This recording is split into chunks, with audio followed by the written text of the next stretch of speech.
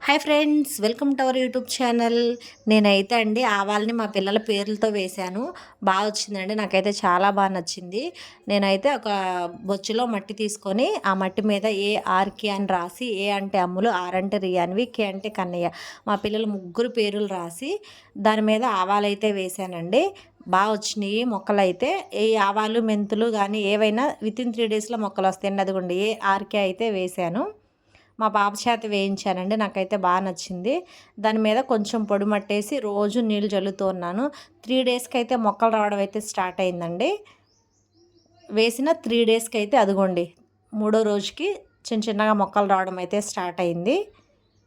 అదిగోండి కే మీద వచ్చినాయి.